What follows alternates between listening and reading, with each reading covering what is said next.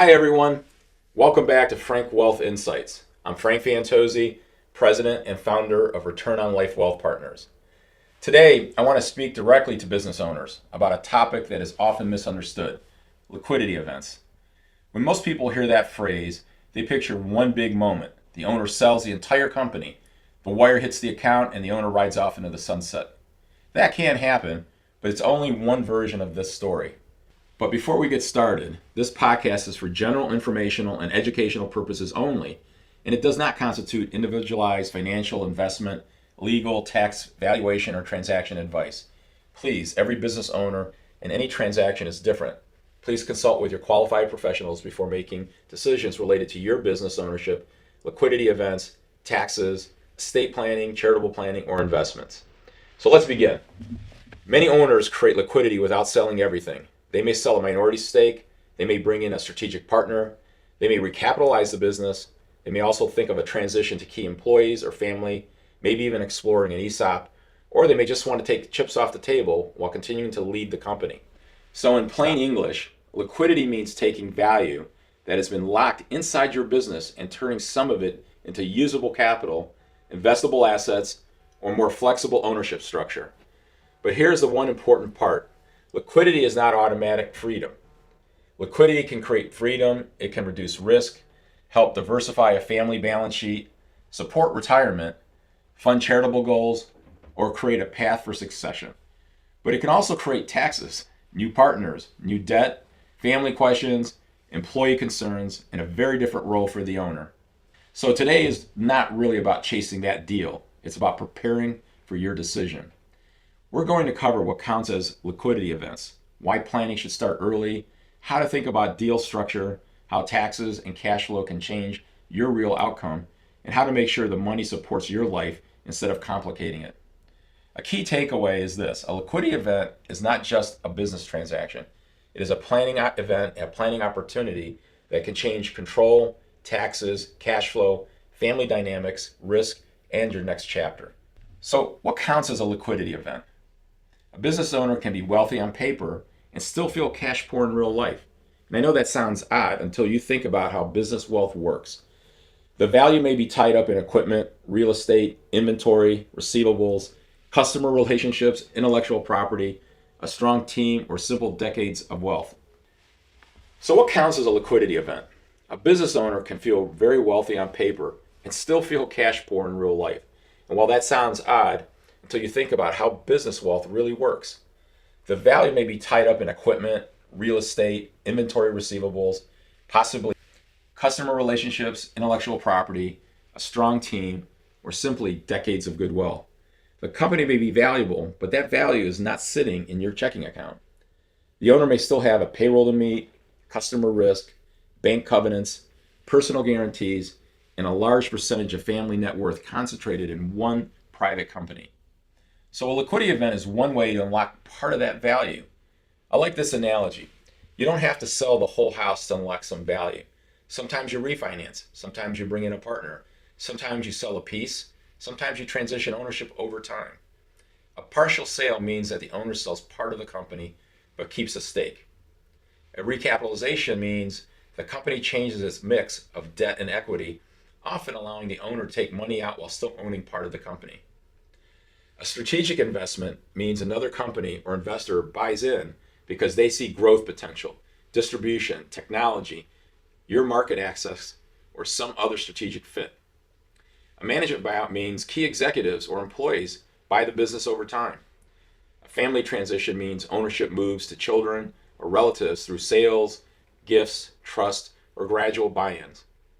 And an ESOP, or an employee stock ownership plan, can allow your employees to participate in ownership while helping the owner create liquidity and preserve culture.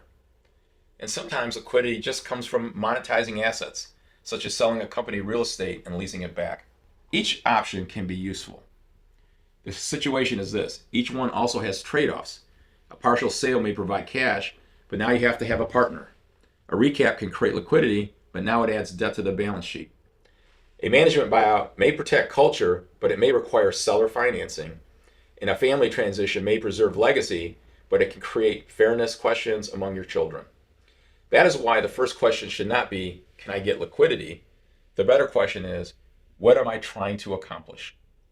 Do I want to reduce personal risk, diversify, retire, grow faster, reward key employees, help children take over, protect the company culture, or step back without stepping away?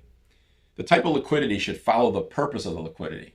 For example, imagine a 58-year-old distribution company owner. He's not ready to retire, but most of his net worth is in his company. Now, a competitor offers to buy a 35% stake and help expand into new markets. The owner thinks, I'm not selling, so I don't need to plan yet. But that's a mistake. Even a partial transaction can change control, generate taxes, impact cash flow, affect your estate planning, family wealth, and your role. So it deserves planning before the letter of intent is signed. And what to avoid is, don't assume planning can wait because you're not selling 100%. If the event changes control, risk, taxes, cash flow, or family wealth, start planning early. Once owners understand that liquidity can take different forms, the next question is, how do I know if a deal actually works for me? So now we really have to focus in on knowing your number before the market names your number. One of the most important ideas for any business owner is this: know your number before the market names your number. A buyer once said to me, we think your business is worth $20 million or $40 million or whatever that number may be. And that can be exciting, but it also can be distracting because the number a buyer gives you is not automatically the number that funds your life. There is a major difference between headline value and usable wealth. Headline value is the big number people talk about. It's the number that's at the top of the order. It might be the number that makes you sit up straight because it sounds wonderful. But usable wealth is different. It's what remains after paying off debt, taxes, fees, escrows, your working capital adjustments, rollover equity, seller notes, family commitments, your charitable planning, and future risk. That is why owners need a personal planning number. You might call it your freedom number. It's not just a big number, it's the amount of after-tax, investable, reasonably reliable wealth that allows you and your family to live the way you want without being forced into a bad decision. So before evaluating a transaction, update your personal balance sheet. What do you own? What do you owe? How much is liquid outside the business? How much of your family net worth depends on the company? What lifestyle are you trying to support? A buyer might say, we think your business is worth $20 million or $40 million or whatever that number may be. That can be exciting, but it also could be distracting because the number a buyer gives you is not automatically the number that funds your life. There's a huge difference between headline value and usable wealth.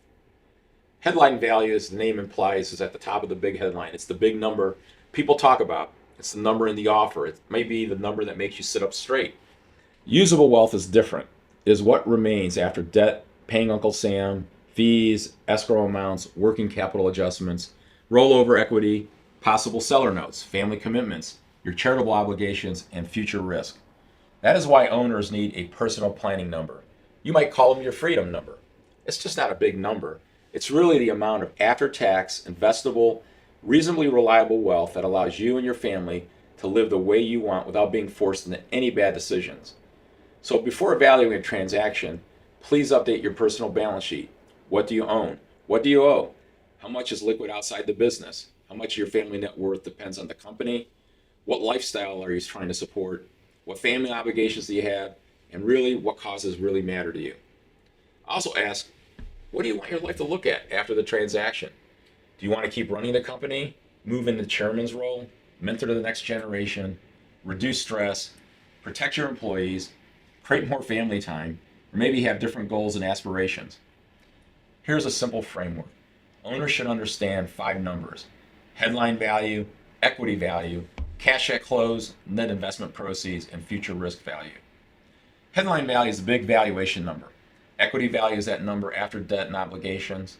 Cash at close is what actually is paid at closing.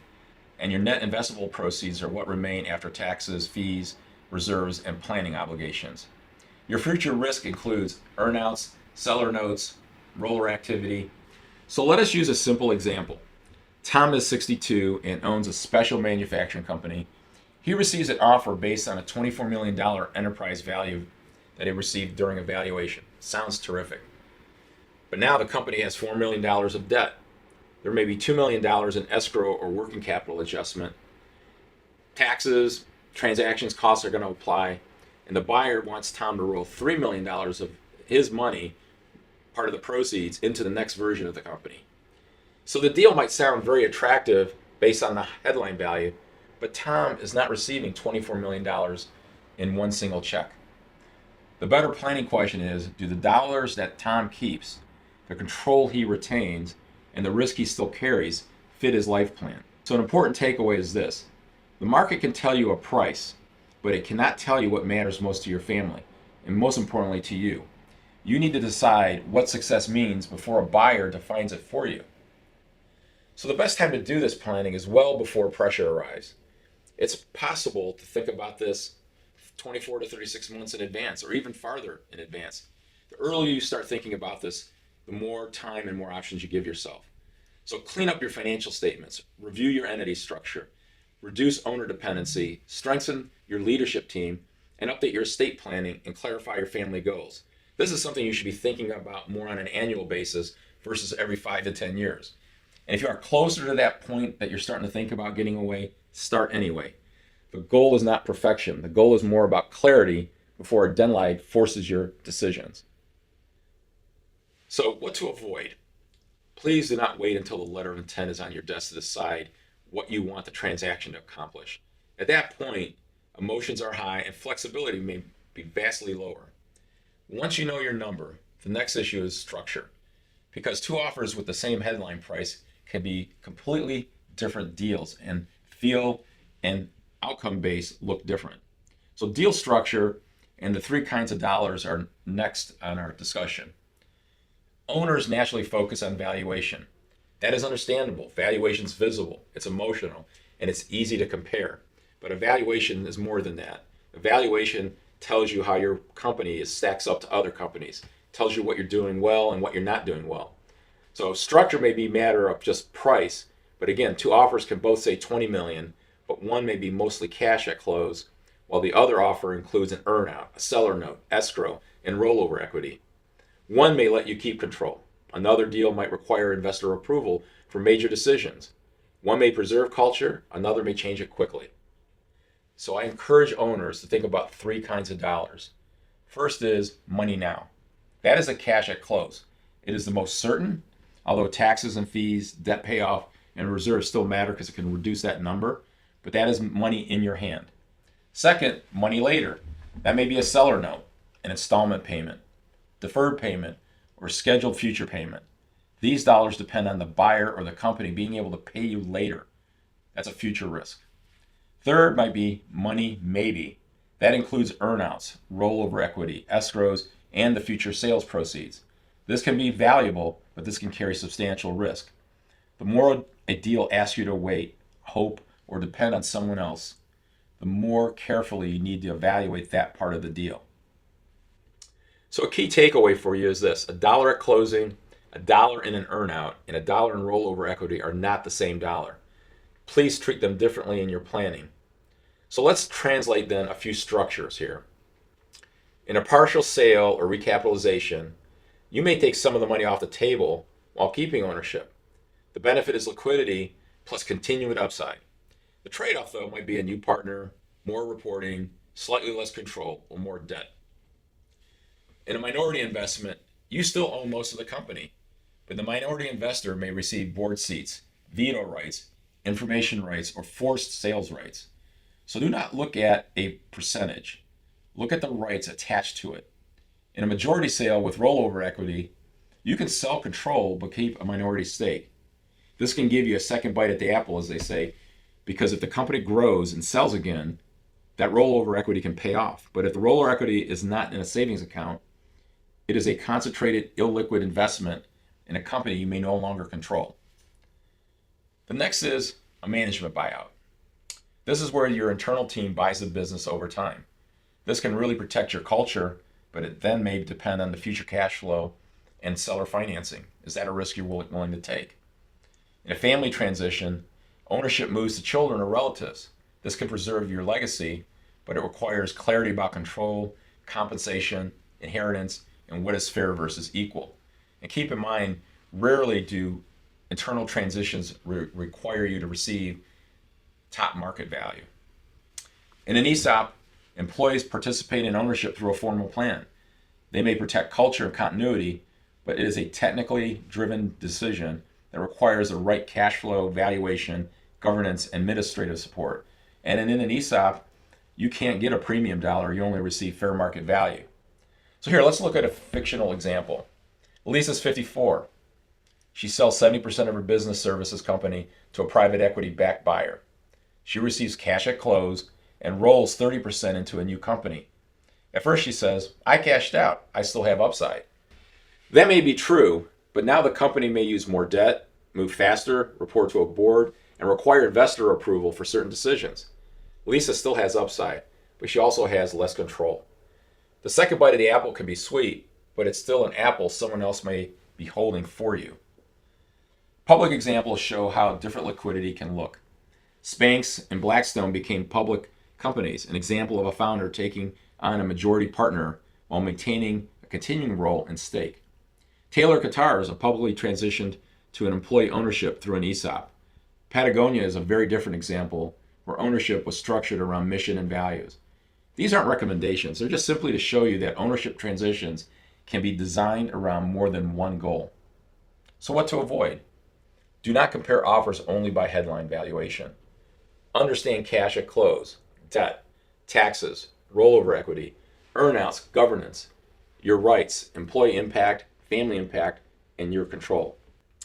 So now let's talk about taxes, cash flow, and gross versus net. When an owner hears your deal is worth $20 million, the mind naturally starts spending $20 million. But a $20 million deal does not mean $20 million of usable liquidity. The gross number is a story everyone likes to tell. The net number is a story your future depends on. Before proceeds are truly usable, debt may need to be paid. A working capital adjustment may need to apply. A portion may be held in escrow for like clawback provisions so that you might have to repay money if the deal doesn't come to the type of fruition the buyer thinks. Some value may be rolled into a new company. And of course, transaction costs may be paid, taxes may be due, and state tax issues may matter a lot. Estimated tax payments may be required by the IRS, and not every dollar may arrive at the same time. So these are all things that need to be factored into the decision-making process. So let's just use a simple example. This is not a tax calculation, it's just planning example using simple numbers. Assume an owner hears $20 million as their headline value. The business has $3 million in debt. There's $1.5 million in escrow or holdback. The buyer requires $2.5 million of rollover equity. And now the owner may be closer to a $13 million before tax transaction and other transaction costs come into play. So this may still be a great outcome, but it's very different from planning around $20 million check and a $13 million check. So again, a key takeaway is this: gross proceeds may make the headline, net proceeds makes the plan. So at a high level, there are several tax concepts owners should discuss with their CPA and their transaction attorney. First, not every dollar is taxed the same way. Some proceeds may be required to be treated as capital gain. Some may be ordinary income. Some may relate to consulting payments, compensation, non-compete agreements, inventory, receivables, depreciation recapture, and earnouts. A lot to factor in here. Second, an asset sale, an equity sale can have very different tax and legal consequences. In simple terms, sometimes you sell the company as one package, and sometimes the buyer wants to buy pieces inside that package. Third, state and local tax can matter a lot. Where you live, where the company operates, and how income is sourced may all be relevant to the deal. So be careful when last-minute advice that sounds too simple, like just move states. Residency and sourcing facts are very fact-specific. Fourth, some owners may need to consider additional taxes, such as the net investment income tax, and that's all depending on their facts and circumstances. Fifth, some owners may be asked about qualified small business stock or QSBS. That could be valuable in the right situation, but those rules are very technical, so do not guess about this at closing. This requires a lot of pre-planning. Sixth, there's estate, gift, and charitable planning that may be more flexible when addressed before the transaction is binding or substantially certain. If family transfers or charitable giving matter to you, Bring those advisors in early. So here's a simple fictional example to kind of help illustrate. Maria sells a minority interest in her logistics company. She receives a large wire at closing. She's excited, understandably proud. Now she pays off her personal debt, helps her children with home purchases, starts looking at vacation property, and invests most of the remaining money quickly. Then, all of a sudden, her CPA tells her you have estimated taxes that are due and they're larger than expected. A working capital adjustment is also required cash. Suddenly, Maria needs liquidity, but too much of her money has been already committed. This is why the first job after liquidity is not to chase return, it's to keep promises to the tax authorities, to your family, to your future, and to yourself. I like to separate proceeds into 3 money buckets. The first is the commitment bucket: taxes, debt payoff, escrow obligations, professional fees, and known promises. Protect that money. The second is the flexibility bucket: living expenses, family support, healthcare, emergency funds, and the transition period. And the third bucket is your long-term wealth bucket. This is the investment portfolio, your estate planning, charitable strategy, and future income plan. Each bucket has a job. When you mix the buckets together, emotions can take over and decisions become cloudy. When you separate them clearly, though, decisions become calmer. What to avoid? Do not spend the tax reserve. Do not spend the escrow. Do not spend earnout dollars before they are earned. Do not treat rollover equity as cash. Once taxes and reserves are addressed, owners can ask a better question: what should this liquidity money be possible in my hands? So now we're going to align your money with your life, your family, and the legacy you want. This is where the conversation becomes very, very personal. A liquidity event is not only about what you get, it's about what that capital now makes possible. For some owners, it means the family no longer depends entirely on the business. For owners, it might mean retirement conference, helping children, supporting grandchildren, caring for the aging parents, increasing charitable giving, reducing debt, or investing for the next generation of leaders. So this is where return on life lens matters. Money should serve the life, not the other way around. So if the business has consumed 20, 30, or 40 years of energy, risk, and sacrifice, the liquidity event should be connected to what matters most now, today. More time with a spouse, more presence with children and grandchildren, more ability to mentor instead of manage, more freedom to travel, more room to give, and more control over your calendar, because your calendar always reflects what you prioritize. But those results do not happen automatically just because the wire arrives. Family communication is critical. Adult children may hear a big number and make assumptions. A spouse may have different vision for the money. Children inside the business may feel pressure. Children outside the business may wonder what is fair. And key employees may worry about the future. One of the hardest family business questions is, should we treat our children equally or fairly? Those are not always the same. If one child has worked in the business for 20 years and 2 children have never worked there, equal ownership may not feel fair to the active child. But giving the entire business to the active child may not seem fair to the others. The answer is not a slogan, it's thoughtful planning around ownership, control, compensation, inheritance, and communication. This is what you need to spend time on yourself. Charitable planning can also be part of the story. Some owners want the liquidity event to create impact beyond the family. They may involve a donor advised fund, charitable trust, private foundation, or direct giving. The right approach depends on facts, but if generosity matters to you, do not make it an afterthought. Even with a donor advised fund, that needs to be set up well in advance of a letter of intent for it to qualify. So doing that last minute may not work for you. A key takeaway is this: a good liquidity plan should work in the spreadsheet and at the kitchen table. If the plan creates money but damages family clarity, employee trust, or personal purpose, the plan is truly incomplete. That brings us to something owners may feel but rarely say out loud: the emotional transition. So it's very important that we help manage the transition, not just the transaction. They're completely 2 different things. Liquidity events are emotional because the business is usually more than an asset. It's an identity. It's a reputation. It is the place where the owner made payroll, solved problems, hired people, carried risk, survived hard years, and built something real and tangible. So even a successful transaction can create complicated questions. If I sell part of the business, am I still the owner? Will employees think I've abandoned them? Will my children expect money now? What if I lose purpose? What if I have regret giving up control? These are good questions, and they are all very normal. That's why owners need a plan for the money and a plan for themselves. After closing, decision fatigue is real. You may have spent months on negotiations, due diligence, taxes, legal documents, employee concerns, and family conversations. It's not always wise to make every major life decision within the first 30 days of closing. Create a decision parking lot. If a major purchase, investment pitch, family request, or new opportunity appears right around the corner after closing, write it down. Do not feel forced to act immediately.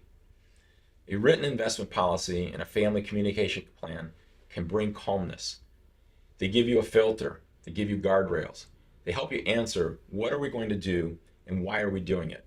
And we are not going to do something right now. A business owner spends years building an operating system for the company. After liquidity, owner needs an operating system for his family, himself, and his wealth. So what should you avoid? Do not let every investment pitch, family request, salesperson, or emotional impulse set the agenda after closing.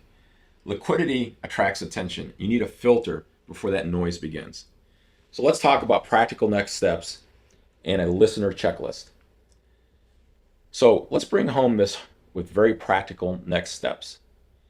If some form of liquidity may be possible in the next few years, you do not have to predict the future. You just have to prepare for multiple possibilities. First, update your personal balance sheet. Know what you own, what you owe, and how much of your net worth is tied to the business. Second, define what enough means for you, your family. Not just a big number, but an after-tax, after-risk, after-obligation number that supports the life you want. Third, build the right advisory team early. That may be including your wealth advisor, your CPA, your corporate attorney, possibly your estate planning attorney, the transaction attorney, lots of attorneys, banker, value specialist, insurance advisor, and possibly an investment banker or an M&A advisor. These are all important to your team. Fourth, model several scenarios. No transaction, partial sale, majority, recap, family transition, manager buyout, ESOP, and full sale can go forward without you modeling it out to see what it looks like. Then create a net proceeds model. Separate cash at close, seller notes, earnouts, escrows, rollover equity, taxes, debt payoff, and long-term investable assets. See the picture. And sixth, discuss the emotional and family side before the transaction forces the issue. Before signing anything, ask, what do I want more of after this transaction? Is it time? Is it freedom, growth, security, impact, or family continuity? What do I want less of? Stress, personal guarantees, concentration risk, management burden, customer risk, or family uncertainty. Would this deal still work if the earnout were zero? What happens if the rollover equity does not perform? How much control am I giving up? And who is helping me say no to the wrong opportunity? So key takeaway is this. Preparation is not about predicting the exact transaction. It is about creating clarity so you have better choices when the opportunity does appear. We've also created a listener takeaway tool for this episode, a liquidity readiness checklist for business owner. If it helps you think more about your goals, transaction types, advisory team members, documents to gather, tax questions, and your next 90 days of planning. If this topic is relevant to you or to someone in your family, reach out to our team and ask for the liquidity readiness checklist. So in recapping, liquidity events can take many forms. For some owners, it's a full sale. For others, it's a partial sale, a recap, strategic partnership, ESOP, management buyout, family transition, or a combination of over time. But no matter the structure, liquidity is not just a business decision. It is a tax decision, a family decision, lifestyle decision, risk decision, and often an identity decision. The most effective planning starts well before a buyer is at the table and before the owner is under pressure. When you know your number, understand your options, coordinate your advisors, and connect the transaction to your real life, you're in a much stronger position to decide what kind of liquidity event actually fits you. If you are a business owner, do not wait until the offer is in front of you to begin thinking about these issues. Start early. Early is always your friend. You do not need to know exactly what will happen. You just need to be prepared so that you have choices when it does. It's kind of like rehearsing.